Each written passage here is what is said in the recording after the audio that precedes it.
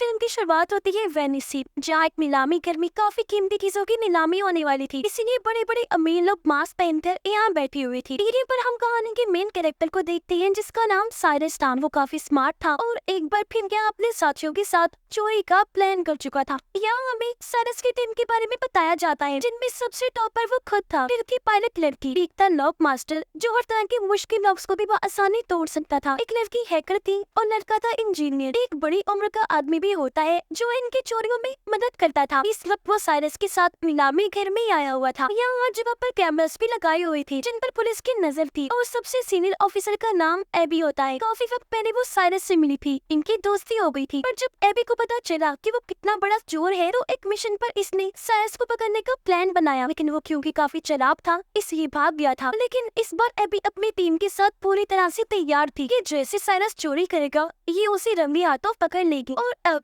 नीलामी शुरू हो जाती है। सबसे पहले एक काफी महंगी पेंटिंग को लाया गया, जिसकी एक के बाद एक बोली लगने लगती है। लेकिन आखिर में वो 2 करोड़ की बिक जाती है। मगर ये चोर साइरस और उसके साथी जो पहले स्टार्ट में बैठे हुए थे, ये उस पेंटिंग को कस्टमर तक पहुंचने से पहले ही चोरी कर लेते हैं और उसे ब्लैक मार्केट में उसी दाम 2 करोड़ में बेच भी देती है। जिसके बाद बारी आती है सबसे खास किस्म की चीज की, जिसका नाम एनएफटी था। और क्योंकि इसको बनाने वाला क्रिएटर अपनी पहचान बताना नहीं चाहता था, इसीलिए उसने चेहरे पर मास्क लगाया हुआ था। अब इस क्रिएशन एनएफटी में तकरीबन 200 कैमरास लगी हुई थी, जो वीडियो रिकॉर्ड करके बहुत अच्छी वीडियो एडिट करके देती थी। अब इसकी नीलामी शुरू हुई। 1.5 से 2.5 करोड़ हुई ही थी कि तभी यह हैकर अपना काम करती है। वो एक बटन दबाकर लिफ्ट कहती है। ऐसा होती है वहाँ की सारी लाइट्स बंद हो गई, धमाके होने लगी, तो हर तरफ अफरा तफरी मच जाती है। अब जहाँ अमीर लोग भागने का सोच रही थी, तो यहाँ साइरस अपना काम करता है। जो 2.5 करोड़ की बोली लगी थी, वो कुछ साइरस ने लगाई थी, इसलिए वो अब एनएफटी के क्रिएटर के पास आया।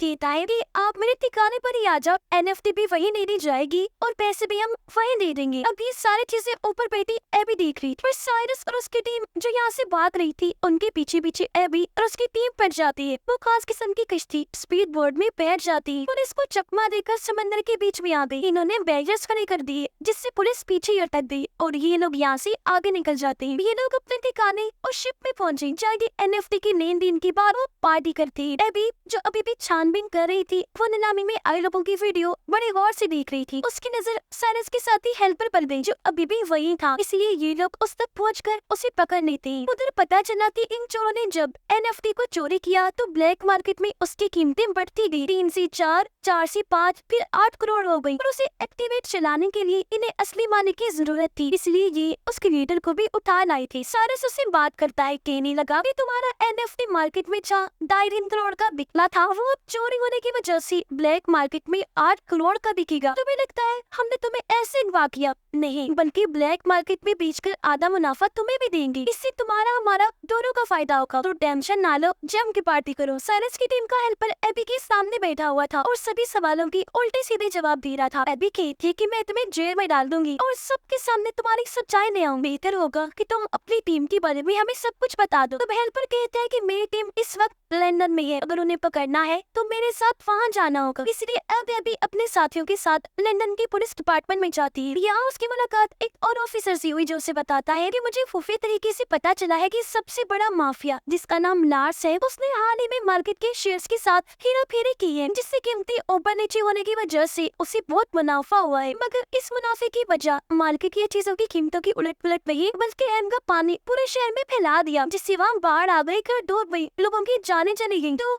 इस वजह से मार्केट के साथ ये सब हो पाया। और अब लार्स बिल्कुल ऐसा ही एक दूसरे शहर के साथ भी करने वाला है, जिसमें लार्स के साथ साथ एक और काफी बड़ी माफिया भी शामिल है। और ये काम वो दोनों अगले 2 महीने में अंजाम दे देंगे। लार्स उस माफिया को पहले पेमेंट करेगा। वो पैसे नहीं, सोना होगा, वो भी 1-2 किलो नहीं, बल्कि पूरे 10 टन। और अब उनकी इस डील को तोड़ने और पेमेंट रुकवाने के लिए मुझे तुम्हारी जरूरत है। वो ऑफिसर बताता है कि हमें एक ऐसे बंदे की तलाश है जो चोरों की तरह ही सोचकर चोरों को पकड़ सके। जाहिर है इस काम के लिए हमें किसी मास्टरमाइंड चोर की जरूरत है। और वो कौन है तुम अच्छे से जानती हो, साइरस। इस पर एबी फौरन बोली, नो नो नो सर, जैसा आप सोच रहे हैं वैसे कुछ नहीं हो सकता। आप चाहती है मैं साइरस के पास जाकर उससे मदद मांगूं और वो भी हमारी मदद करने को तैयार हो जाएगा? कभी नहीं, नामुमकिन है। जब ऑफिसर कहते हैं कि तुम्हें कैसे भी करके उसे बनाना होगा ताकि हम लार्स को रोक सके, इस पर अभी मान ली। तुरंत पहुंच जाती है साइरस के पास। यहाँ दोनों एक दूसरे को ही दोष देने लगते हैं कि तुमने धोखा दिया, तुमने दिया। पर आखिर में बात खत्म करके साइरस उसकी आने की वजह पूछता है, जिस पर एबी कहती है कि तुम्हें मेरे लिए एक चोरी करनी हो, और उसे वो सारी बातें बता देती है जो एबी को ऑफिसर ने बताई। भी कहती है कि तुम्हें वो सारा सोना चोरी करना होगा, जिसके बाद साइरस ये सारी बात अपने साथियों को भी बताता है। उसके साथी चौंक तो गई, पर साइरस कहता है कि समझ सकता हूँ कि ये काम मुश्किल है, लेकिन करना बेहद जरूरी है, क्योंकि अगर वो लोग अपने प्लान में कामयाब रहे तो पूरा शहर बाढ़ में बह जाने की वजह से बर्बाद हो जाएगा, मासूम लोग मर जाएंगे। और अब बारी बारी ये सारे लोग पता लगवाने की कोशिश करने लगती हैं कि आखिर नार्स और वो मासिया ये प्लान अंजाम कैसे देंगे। पता चला कि वो सारा सोना सबसे पहले नार्स के अड्डे से निकलेगा, फिर ट्रक्स के जरिए वहाँ से ले जाया जाएगा, जिसके बाद वो प्लेन के जरिए उसकी मंजिल तक भेजा जाएगा। इसलिए अब यहाँ साइरस और उसकी टीम अपने अपने कामों में लग जाती है कि वो कैसे अपना मिशन अंजाम देंगे। यहाँ सबसे पहले हैकर बताती है कि अगर हम बिल्कुल वैसे दिखने वाला प्लेन बना लें तो चोरी करना आसान हो जाएगा। पर सवाल ये था कि वैसा प्लेन आएगा कहाँ से। इस पर साइरस कहता है कि मैं नीलामी घर में एक अमीर लड़के से मिला था जो प्लेन्स के लेन देन का काम करता है। उसके पास एक ऐसा प्लेन है जो थोड़ा बहुत उससे मिलता जुलता है, इसे हम खुद तब्दील करके वैसा बना सकते हैं। तो हो सकता है वो हमें उस प्लेन को दे दी। इसलिए अब ये सारे लोग उस प्लेन डीलर के पास पहुंच जाते, जो इन्हें वही आलिशान प्लेन दिखाता है। ये काफी खूबसूरत भी था,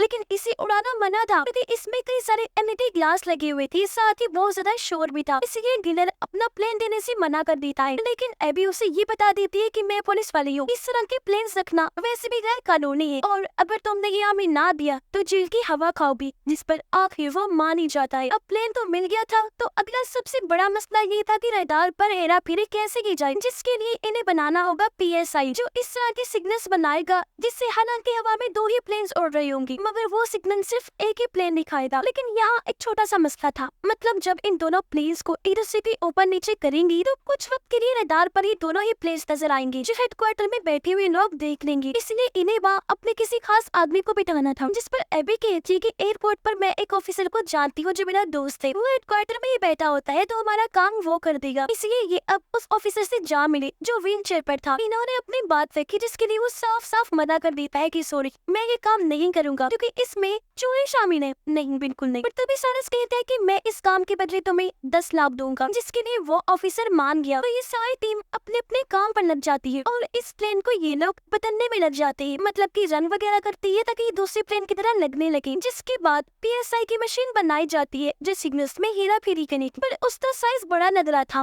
और वो किसी बॉम्ब से कम नहीं लग रही थी। इसलिए एबी हैकर को कहती है कि ऐसा करो, इस PSI मशीन के छोटे छोटे कई सारे हिस्से बना दो जो हर एक मेंबर को दे दिया जाएगा, इस तरह काम आसान हो जाएगा। इसके लिए हैकर मान गई और काफी मेहनत करने के बाद वो PSI मशीन की अलग अलग हिस्से बना देती है। जिसके बाद आखिरकार इनका फाइनल दिन आ जाता है, जहाँ सब लोग अपने अपने हिसाब से तैयार हो जाते हैं। इन्होंने आधे टिकट बिजनेस क्लास की दी थी तो आधे इकोनॉमी की, ताकि ये पूरे प्लेन में फैल जाए। पता चला कि राज की 2 बम्बे बिजनेस में तो 3 इकोनॉमी क्लास में ही, जबकि सबसे नीचे था 10 टन सोना। जिसके बाद ये पूरी टीम अपने चोरी को अंजाम देने के लिए पूरी तरह से तैयार हो जाती है। हैकर ने सभी कैमरास को हैक कर लिया था ताकि हर एक चीज पर नजर रखी जा सके, जबकि लॉक मास्टर ने अपने हिस्से की PSI मशीन बाथरूम में जाकर लगा भी दी। इनका एक साथी डर गया था, इसलिए वो साथ नहीं आया था। तब उसके हिस्से का काम एबी करने का सोचती है। वो अपने बिजनेस क्लास के बाथरूम में जाकर दूसरी PSI मशीन को वहाँ लगाने रखती है, पर तभी इन झटका लगने की वजह से वो मशीन छूटकर नीचे गिर गई, टूट जाती है। उसके कई सारे टुकड़े हो गए, जिससे एबी काफी परेशान हो गई, क्योंकि कैसे भी करके दोबारा जोड़कर ये मशीन यहाँ लगानी ही थी। मगर अब गुंडे भी वॉशरूम में आना चाहती थी और अगर उन्होंने ये देख लिया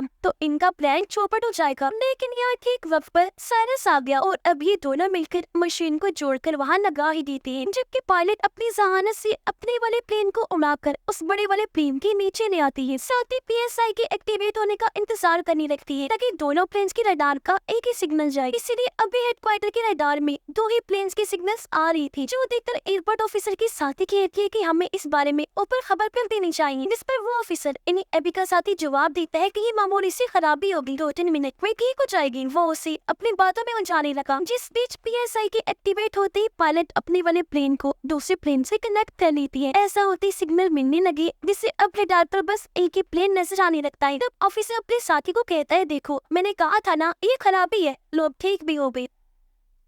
अब उधर लॉक मास्टर नीचे वाले एरिया में पहुंचता है जहाँ सोने वाली तिजोरी पड़ी हुई थी। वो अपने हाईटेक मशीन को तिजोरी पर लगाकर उसका लॉक तोड़ने की कोशिश करता है, पर इस बीच गुंडों को शक हुआ, इसीलिए वो अपने सोने तक पहुंचने की कोशिश करने लगते हैं। इस बात की खबर जैसे सारिस को हुई, वो उन्हें रोकने में लग जाता है, जिससे उन सब चोरों की नार्स के गुंडों से लड़ाई शुरू हो जाती है। इनकी जबरदस्त हाथापाई होने लगती है। चलते हुए प्लेन में ये लोग लड़ रहे थे। अब झटके लगने की वजह से पायलट को लगता है जैसे प्लेन में कोई गड़बड़ी है, इसलिए वो फौरन हेडक्वार्टर में खबर करता है। तब एबी का साथी ऑफिसरों से कहता है कि मौसम खराब है, इसलिए आपको पास के हवाई अड्डे पर प्लेन को उतारना होगा। तब उसकी बात मानकर पायलट प्लेन को उतारने लगता है, पर ये जगह प्लेन को लैंड करने के लिए छोटी थी, जिस वजह से उसे हालांकि काफी मुश्किलात का सामना करना पड़ता है, लेकिन वो जैसे तैसे प्लेन को उस छोटी सी हवाई अड्डे पर उतार ही लेता है। इसलिए अब साइरस की पायलट साथी भी प्लेन को वहाँ लैंड करवा लेती है। पर इस बात का नार्स को भी पता चल गया था कि हमारा प्लेन हाईजैक हो गया है। जहाँ उसे लैंड करवाना था वहाँ आने की बजाय कहीं और करवा दिया गया है। इसलिए नार्स अपने साथियों को कहता है कि जिसने भी मेरे सोने को मुझ तक पहुँचने से रोका है उन्हें खत्म कर दो या फिर मेरे पास लेकर आओ। उधर लॉक मास्टर सारिस से माफी मांगता है कि प्लीज मुझे माफ कर दो, मैं टाइम के अंदर अंदर लॉक तोड़कर सोना नहीं चुरा पाया। अब ये सोना गुंडों और इनके हेड माफिया नार्स के हाथ लग जाएगा और ये अपनी खतरनाक बीन कर लेंगे। अब इनके पास और कोई रास्ता नहीं था, इसलिए गुंडों के साथ सोने समेत ये नार्स के पास जाने लगती है। इन्हें प्लेन के जरिए इनके पायलट के लिए जा रही। उधर नार्स के पास वो माफिया भी आ जाती है। वो चाहती थी कि डील होते ही जल्द से जल्द शेयर में बाढ़ आ जाए, लेकिन मार्केट के शेयर्स ऊपर नीचे होने से दोनों को ही फायदा हो। लेकिन उस माफिया को भी पता चल गया था कि जिस प्लेन के जरिए इनका सोना आ रहा था वो हाईजैक हो गया है। पर नार्स उसे समझाता है कि मेरे गुंडों ने सूरत हाल को अपने कंट्रोल में कर लिया है, मान आपको मिल जाएगा, बस डील को कैसे भी करके आज के आज ही फाइनल करना। उधर प्लेन में अभी भी लड़ाई हो रही थी, जिस वजह से पीसीआई के सारे हिस्से बर्बाद हो गए। ऐसा होने से अब हेडक्वार्टर के रडार में दोनों प्लेन्स दिखने लगती है। तब प्लेन को ट्रेस करके गवर्नमेंट अपने फाइटर जेट्स को प्लेन के पीछे भेज देती है हमला करने के लिए। लेकिन यहाँ साइरस और पायलट अपना दिमाग लगाती है। वो प्लेन को उल्टा करके लिख देती है कि इसमें लोग हैं, इसलिए हमला ना किया जाए। इसीलिए फिलहाल वो फाइटर जेट्स उन पर हमला नहीं करती, बल्कि पीछे करने लगती है, ताकि जब ये प्लेन लैंड हो तो पुलिस वहाँ जाकर सारे सूरत हाल को हैंडल करने। जिसके बाद अब ये प्लेन लैंड होता है नार्स के महल के ग्राउंड में, जो उसके आलीशान से घर को बर्बाद करते हुए आगे बढ़ने लगता है। सिर्फ यही नहीं बल्कि सिक्योरिटी दीवार को तोड़ता हुआ प्लेन अंदर जाने लगा। ऐसा होते ही सारा का सारा सोना भी निकलकर बाहर गिर जाता है। ये देखकर माफिया नार्स को कहती है कि अब तो मैं ये सारा सोना भी ले लूंगी,